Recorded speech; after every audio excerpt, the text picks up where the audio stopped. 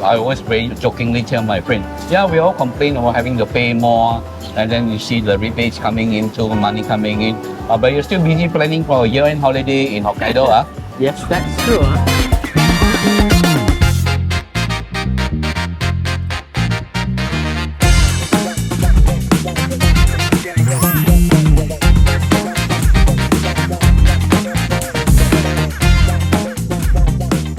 Hey, actually, Uncle Song, with the cost of living going up, right? I Yes. think there's also like another concern that we have.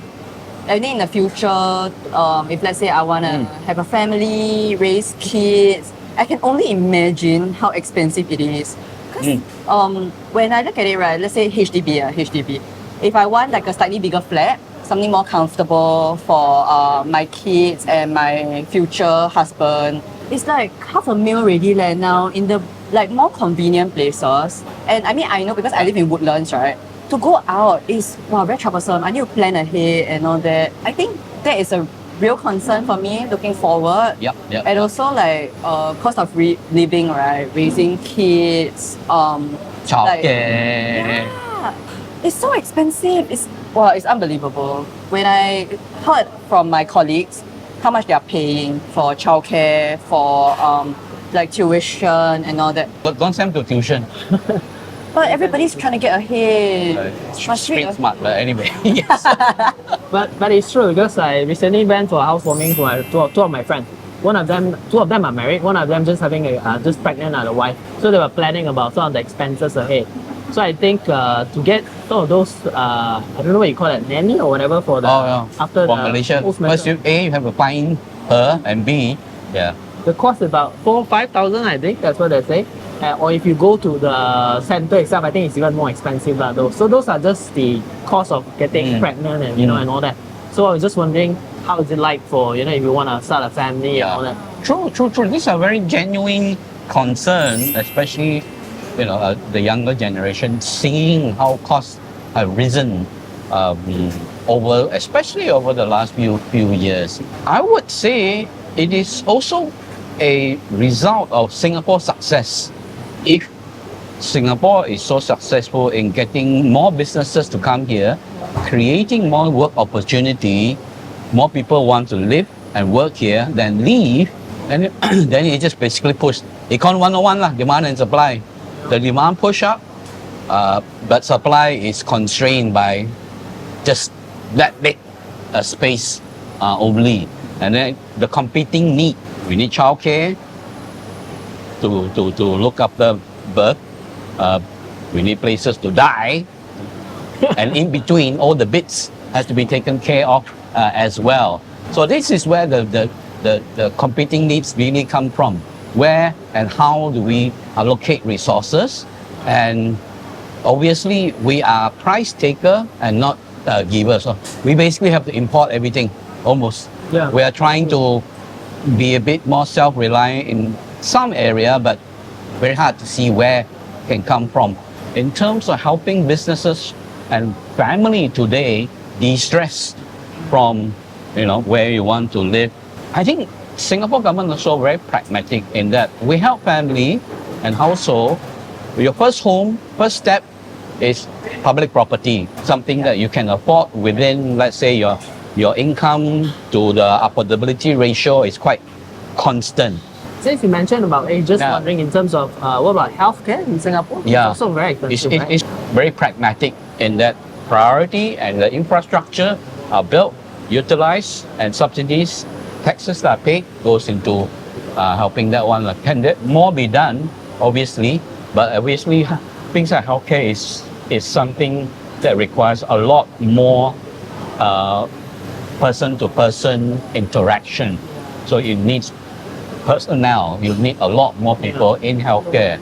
And that's a real problem. yeah, and many people don't want to be in healthcare. This is where, again, for Singapore, it's more acute because population is small.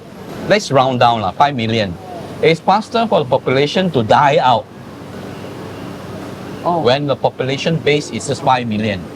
Let's say if you're looking at Tokyo, 70 million people, even it's aging, it takes longer for Tokyo to die out, let's say.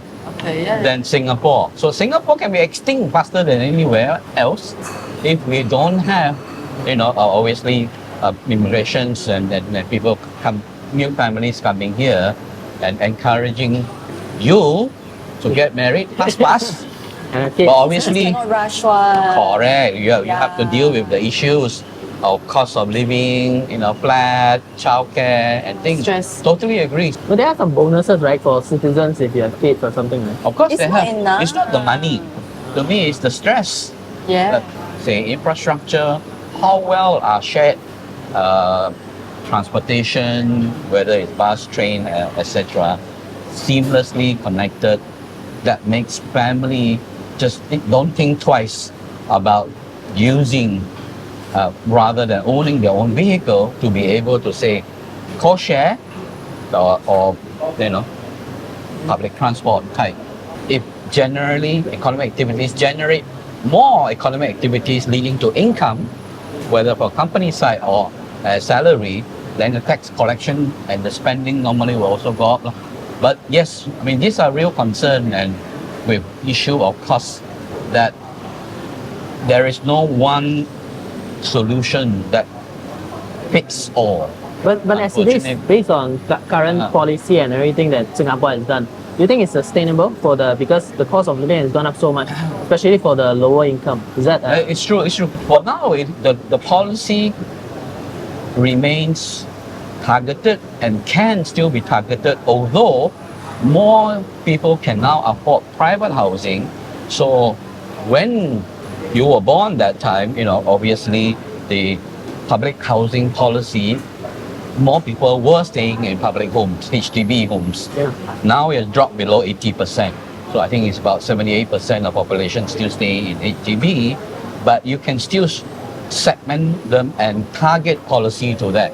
So if you are staying in the smaller flat, you get more. If you stay in the rental flat, you get lagi more. So that kind of targeted approach should help with household, because yes, you will have to pay more for GST, but you get back more in terms of vouchers, rebates, transfer into the various accounts as well. So those obviously who can stay in private homes, private estate, you still get some, but less lah. Yeah. So in Singapore you can, which is why I don't think there's any other country that can do here. That's really the difference. No? But obviously for people who will say, still not enough lah, but it's never enough lah. Because I think one particular segment that is really missed out is people who are kind of on the middle but low end income. So I think that is a genuine concern because they don't get as much subsidies as people who are on the low income, right? They don't really qualify for that. But they are kind of considered in the middle, but not really. The sandwich one. Yeah, sandwich. Yeah. Sandwiched in the middle, Yeah. because they're like middle low. So I think that, True. honestly, it's really Yeah. big concern. So Yeah. it is. So again, it might sound cruel from an economist standpoint in that, you, let's say sandwich, depending on whether you're a single income family or dual income family, and then it boils down to your aspiration and your spending. Do we need a big fancy car? Do you need, all these kind of items, or can you do without them, still be not inconvenient as much in your lifestyle? So it's often the case of lifestyle. So, Uncle Song, I think something that the government put in to help us is CDC Yeah. vouchers, right? It's like given, like every year must give now. This is where I find very interesting. People say, hey, must spend, must claim. This is government money. I say, government money is your money. It comes from the taxes, the GST that you pay, the stamp duty that you pay, fees and charges, the COE that were collected, etc. So I always tell people, it's still your money. It's not government money. Yeah, we need It's to own it. Dude. So that's really the key message I would say, in that good, we are seeing growth, job income against a backdrop of higher cost of living. There are plenty of risks out there which could still create uncertainty even as we speak today. So be careful in terms of still planning whatever you want to do or spending. If you find opportunity to change job, by all means, etc. But be mindful that the cost of borrowing and cost of living may not come down significantly over the near medium term. So plan for the unexpected. That's a wrap for today. Quick recap. Today we talk about basically a bit about history of the GST, why we need GST, but obviously how GST has impacted everyone's life, businesses, etc. As well. There is still ample jobs, but there are still cost of living issues. Yes, we are going to be looking forward in February, middle February, to a government unveiling its budget. This and other issues we'll discuss more in future episodes of Coffee Conversation. Do remember to like our channel, subscribe to it, and look forward to seeing you all next time.